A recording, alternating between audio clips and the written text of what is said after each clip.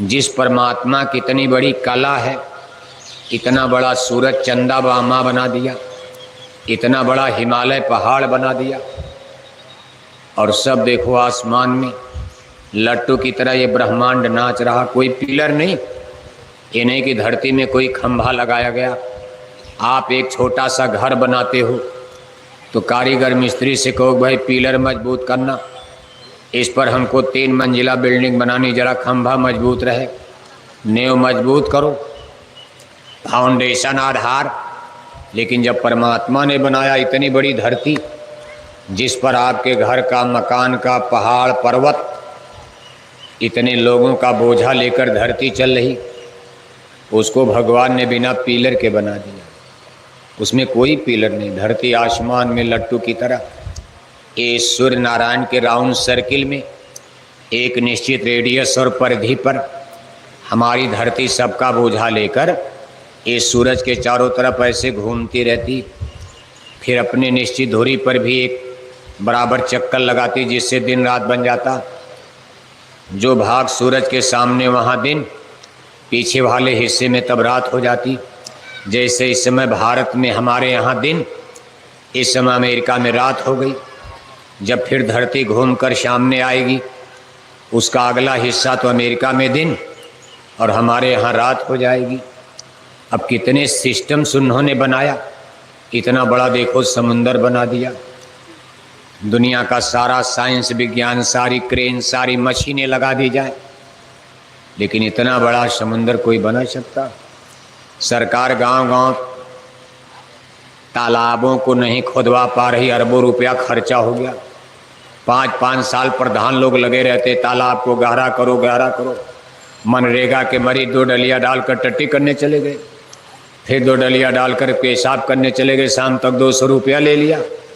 सरकारी खजाने का इतना पैसा भी, 10-20 डलिया मिट्टी डाल दिया, बस बरसात आई फिर मिट्टी उसी तालाब में भट जाती, अगली साल फिर उसी को खोदा जाता। लेकिन इतना बड़ा जिन्होंने समुंदर बना दिया, और समुंदर बनाया तो इसकी मिट्टी कहाँ गई? इतना बड़ा गहरा समुंदर, 10-10 हज़ार फीट, इतनी गहराई, कभी तक वैज्ञानिक वहाँ तक मशीनें लेकर नहीं पहुँच पा रहे।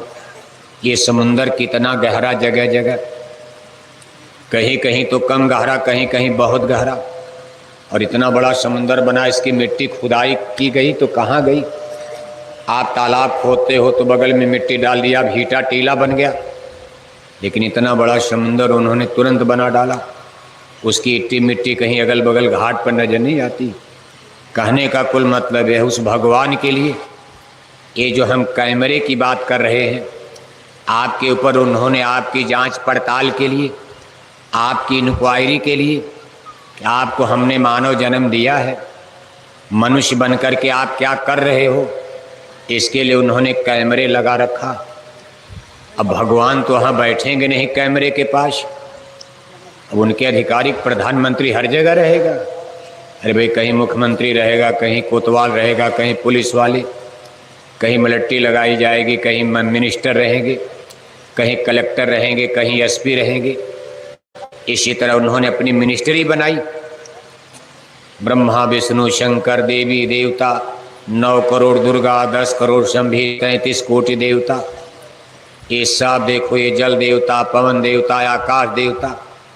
अब देवता माने जैसे आप कहते भाई जल देवता, जल देवता की पूजा आप करते हो तो जल माने कोई पानी नहीं, देवता पानी, जल देवता। जैसे आपके यहाँ कहा जाता है भाई ये बिजली मंत्री हैं, तो बिजली मंत्री का मतलब कोई बिजली होता? वो मंत्री जी तो आदमी हैं, उनको ड्यूटी दी गई है आप बिजली बनाओ, बिजली के कारखाने जगह जगह लगाओ, जनता को गांव गांव बिजली की कमी न पड़े। नाम पड़ गया बिजली मंत्री, उनका असली नाम तो वो भी तो आदमी है। अब मान लो सिंचाई मंत्री, इरिगेशन मिनिस्टर, आप कहते भाई ये सिंचाई मंत्री हैं, तो सिंचाई मंत्री भी तो आदमी हैं। अब उनकी ड्यूटी भाई जगह जगह ट्यूबवेल लगवाओ, आप जगह जगह नहर खुदवाओ, जनता को पानी की दिक्कत न पड़े। कोयला मंत्री, कोयला मंत्री का मतलब कोयला होता है? अरे कोयला मंत्री भी तो आदमी है। अब उनकी ड्यूटी भाई कोयला को खानों से निकालो, इसका पूरा जिम्मेदारी आपकी है। इसी तरह से जल मंत्री माने जल देवता, समुंदर में, नदी में, गंगा में, जमुना में, ये सब अगर मान लो ऊपर भी चंदा पर, मंगल पर कहीं पानी है, ये सब जिम्मेदारी पानी बनाना, पानी खत्म करना, बरसाना, बादल बनाना, बादल को बरसाना, ये सब जिस देवता की जिम्मेदारी, उनको जल देवता कहा जाता है। एक देवता है ये।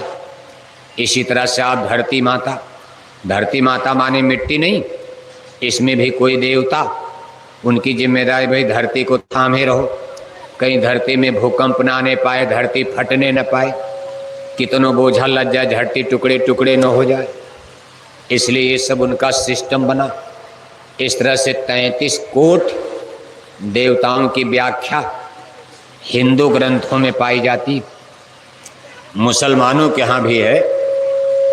मुसलमान भाई फरिश्ते कहते हैं।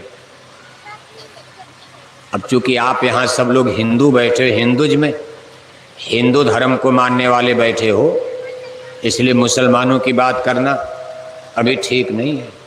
मुसलमान सत्संग में आकर के बैठने लगे तब तो मुसलमानों को सुनाया जाए, लेकिन अभी ये स्थिति नहीं है। शाकाहारी धर्म का संदेश है, अभी तो हिंदू ही सुनने के लिए तैयार नहीं। हिंदू ही ये कहते हैं कि भाई ये तो शाकाहारी धर्म का संदेश है और हमारा धर्म मांसाहारी है। तमाम हिंदू देखो मांसाहारी धर्म को सपोर्ट करते। मांसाहारी धर्म का मतलब मंदिर में टन टन घंटी घंटा बजाए जा रहे और 1-1 किलो मछली खाए जा रहे, हरे रामा हरे कृष्णा कीर्तन गाए जा रहे, चंदन तिलक टीका लगाए जा रहे, अखंड रामायण पढ़े जा रहे, भगवान भोले के लिए मूर्ति पर पानी चढ़ाए जा रहे और 1-1 किलो अंडा खाए जा रहे, 10-10 बोतल दारू शराब उड़ाए जा रहे। ऐसे हिंदुओं की संख्या आपके गांव में ज़्यादा है। परसेंटेज किसका ज़्यादा है? शाकाहारी ज़्यादा है कि मांसाहारी? चलो पूरा भराई छोड़ो आप, ये आपका कौन गांव है?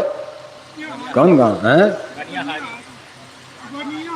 बनियाहाड़ी, हाड़ी, बनियाहाड़ी, बनियाहाड़ी गांव। देखो मुसलमान भाई भी रहते हैं, चलो अभी उनको छोड़ो आप, हम हिंदुओं की बात अभी कर रहे हैं। मुसलमानों को सुनाने का समय भी कई बरस के बाद आएगा, 1-2 बरस नहीं, अभी कई बरस तक तो हिंदू ही नहीं समझ पाएंगे इसको, क्योंकि मांसाहारी हिंदुओं की संख्या आपके गांव में भी परसेंटेज ज़्यादा है।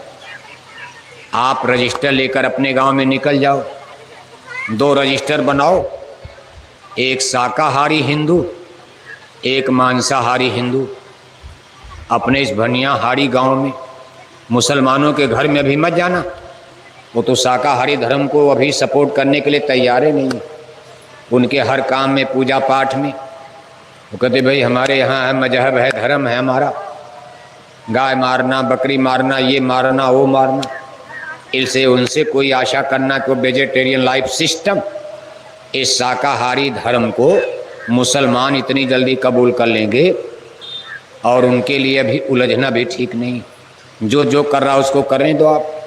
यहाँ शाकाहार हिंदुओं की बात हो रही।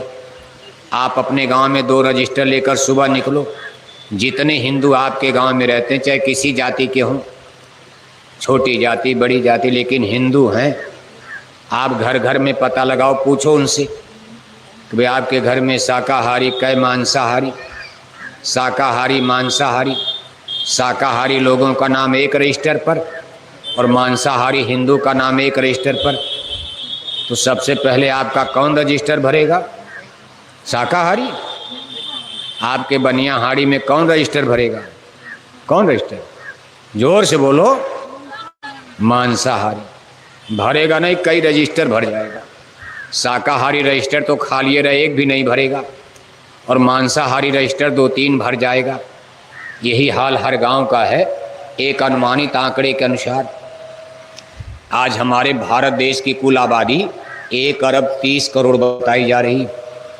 कोरोना के कारण नई गणना नहीं हो पाई, पुरानी गणना के अनुसार आबादी 1 अरब 30 करोड़। 1 अरब 30 करोड़ की आबादी में आज भारत में 1 अरब 4 करोड़ हिंदू, 18 करोड़ मुसलमान और 8 करोड़ में सभी धर्मों के लोग, सिख, ईसाई, जैनी, पारसी, बौद्धिस्ट, पादरी। सबसे बड़ी मेजॉरिटी हिंदुओं की 1 अरब 4 करोड़। 1 अरब 4 करोड़ हिंदू में आज भारत देश में करीब 82 करोड़ हिंदू मांस खाते। ये एक अनुमानित आंकड़ा है। यानी आप ये मान लो 80% जाता, यानी 80% यानी 82 करोड़ हिंदू मांसाहारी और 22 करोड़ हिंदू शाकाहारी। कितने हिंदू शाकाहारी आज हैं? 22 करोड़। और मांसाहारियों की संख्या बढ़ भी रही। मान लो हम लोग मेहनत करके 2-4 बड़ी मेहनत से प्रचार और चार पर्चा उर्चा बांट कर, सत्संग सुनाकर, भंडारा उंडारा करके, पूरी सब्जी हलवा उलवा खिलाकर, अगर इनको समझा बुझा कर 2-4 आदमी गांव में शाकाहारी बनाते, तब तक नई पीढ़ी में 5 बच्चे पैदा हो मांसाहारी बन जाते। 2 आदमी गांव में शाकाहारी बने और तब तक 5 नए बच्चे पैदा हुए तो 50 तलाव शराबी बन गए, पियक्कड़ हो गए, दारू पीने लगे, मांस खाने लगे, अंडे खाने लगे। यानी मांसाहारी परसेंटेज बढ़ने की रफ्तार ज़्यादा है और शाकाहारी बनने की रफ्तार रेशियो ये थोड़ा सा स्लो चल रहा। मेहनत तो बड़ी की जा रही कि भाई बचाया जाए, हमारे बच्चे दारू न नहीं पीने पाएँ, लेकिन देखो बात बनती नज़र नहीं आ रही। अब तो स्थिति ये खड़ी हो गई है कि गांव में छोटे छोटे बच्चे भी दारू पीने लगे। जितना हम लोग मेहनत करके प्रचार किए, पैसा खर्च करके पर्चा, पोस्टर, सत्संग, पता चला कक्षा 10 पास नहीं कर पाए, अभी शादी नहीं, ब्याह नहीं, और तब तक माँ बाप के चोरी चोरी बच्चे ने दारू पीना शुरू कर दिया। माँ बाप को जब तक पता चले तब तक तो बात बहुत आगे निकल गई। और शराब ऐसी बुरी चीज़ है, पुलिस डंडा भी बजाती रहे। अब जल्दी ये शराब की आदत तो छूटती, रोटी न मिले लेकिन शराब बिना रात भर नींद नहीं आती। अब इस शराब से कितना बड़ा घर परिवार समाज डैमेज हो रहा। हमारा सोशल सिस्टम, हमारा फैमिली सिस्टम, हमारा रिलीजियस सिस्टम, घर की व्यवस्था, गांव की व्यवस्था, समाज की व्यवस्था, धर्म की व्यवस्था, इस शराब पीने से कितनी डैमेज होती जा रही, इसमें कितनी विकृति बुराइयां आ रही हैं। इस चीज़ का अनुभव आप कुछ दिन के बाद करोगे। अभी आपको हमारी बात समझ में नहीं आ रही, जय गुरुदेव मिशन की बात को मजाक समझ रहे हो, लेकिन समय वो आ रहा है कि अब बच्चों की बात तो छोड़ो, धीरे धीरे बेटियों ने भी शराब पीना शुरू कर दिया, लड़कियां शराब पीने लगी। अब बताओ अब क्या धर्म कर्म बचा पाओगे? क्यों राम नाम का कीर्तन गाने से धर्म बच जाएगा? अगर बेटियों ने बहराइच में शराब पीना शुरू कर दिया, कभी भगवान राम का राम राज बहराइच में आएगा? कभी धर्म कर्म जिंदा बचेगा? अच्छे समाज का निर्माण हो पाएगा? करप्शन, बुराई, व्यभिचार, भ्रष्टाचार खत्म होगा? भगवान राम भगवान कृष्ण की मर्यादा बचेगी? बूढ़े माँ बाप की इज्जत मान सम्मान पगड़ी बचने वाली है? बेटियां शराब पिएंगी तो क्या होगा? कभी सोचा आपने इसका परिणाम क्या होगा? और हम लोग करीब करीब उसी तरफ बढ़ गए। हम लोगों का प्रचार, हम लोगों की मेहनत पर आपने कोई गौर नहीं किया।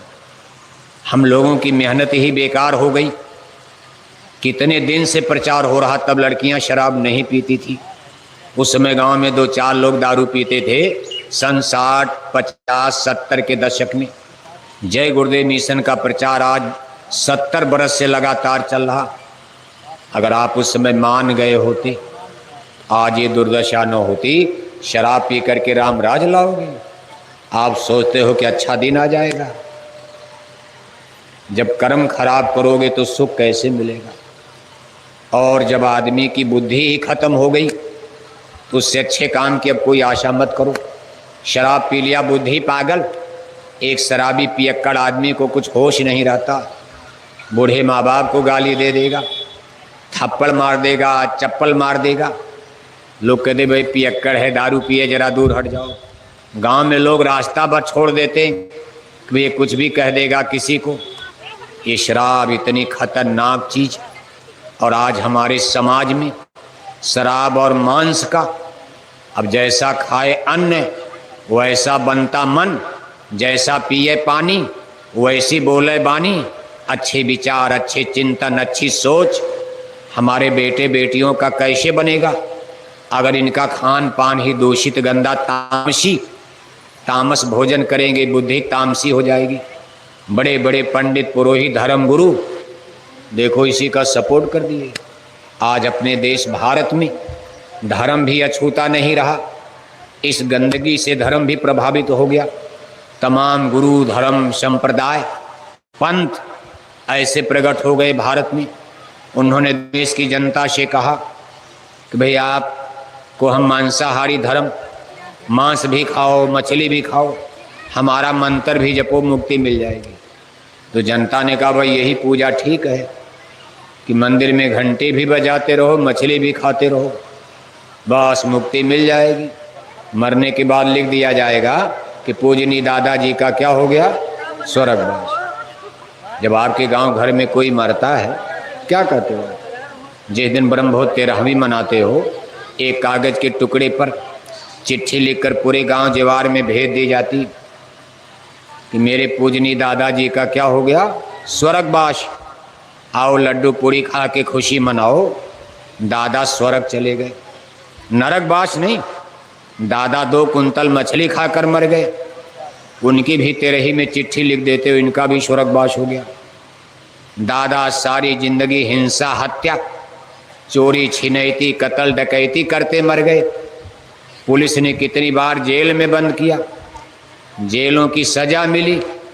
अब जो वो मर गए उनकी भी 13ही में आप चिट्ठी लिखते हो, इनका भी क्या हो गया, स्वर्गवास। बताओ आप, ये भी स्वर्ग चले गए, ये भी स्वर्ग चले गए, ये भी स्वर्ग चले गए। अगर इसी तरह सब लोग स्वर्ग चले गए, आपके पूरे बहराइच जिला में आज तक कोई नरक गया होगा? आपने किसी को नरक भेजा क्या? स्वर्ग का पट्टा आप ही करते हो कि चिट्ठी है, ये टिकट है, आप लेकर के स्वर्ग चले जाओ। तब तो भगवान का नरक खाली पड़ा होगा। आज तक किसी ने नरक भेजा ही नहीं, भगवान का नरक खाली और स्वर्ग में खड़ा होने की जगह नहीं।